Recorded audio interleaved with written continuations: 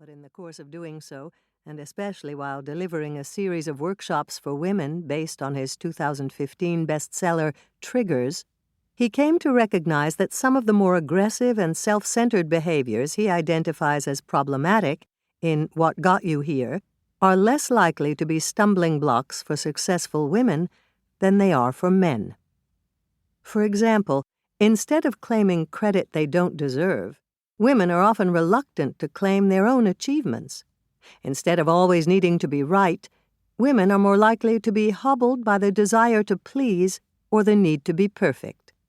Instead of refusing to express regret, women often can't stop apologizing, even for things that are not their fault. Everyone has self-limiting behaviors, for the simple reason that we are all human. But although men and women do sometimes share the same undermining habits, they frequently do not. Women often face very different challenges as they seek to advance in their careers and operate on a bigger playing field, so it makes sense that women would adapt their behavior in different ways. And women are often rewarded differently, as will be shown in the next chapter. These differences shape their expectations of what behaviors will be effective.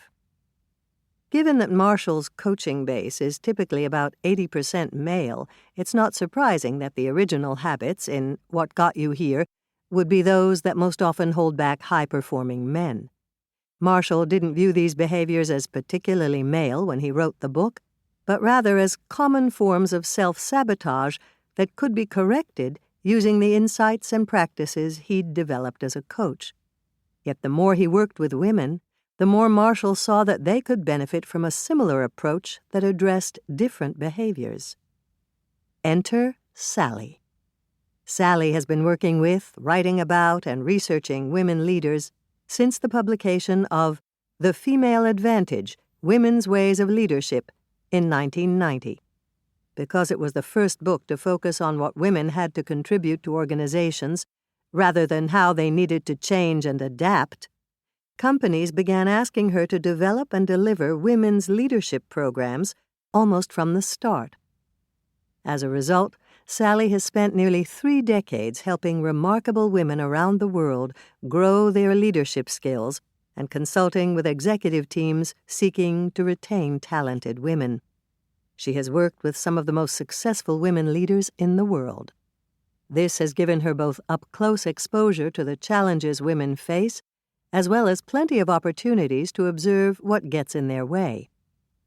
The two of them knew each other well from the Learning Network, a small group for top leadership professionals that Marshall had started in 1996. But neither of them had considered collaborating on a book about behaviors that hold women back until that email with the tagline, "Crazy Idea."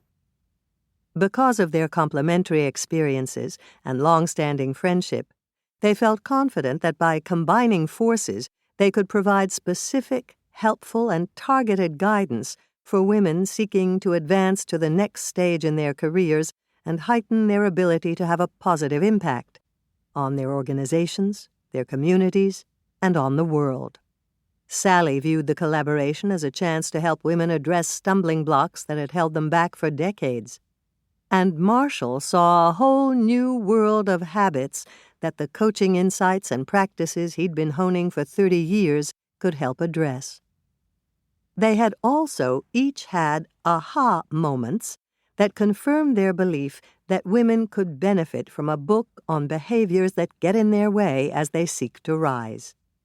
These personal experiences have made them passionate about the need for this book and convinced them of its potential value. Marshall's aha came while coaching the legendary leader Frances Hesselbein, who had coincidentally been extensively profiled in Sally's bestseller, The Female Advantage. Frances will be mentioned quite a bit in this book. During her long tenure as CEO of the Girl Scouts of the USA, Frances had gained international attention when no less an expert than Peter Drucker, the founder of modern management, wrote that she was possibly the finest leader he'd ever met and suggested she be considered to head up General Motors. Upon retiring from the Girl Scouts,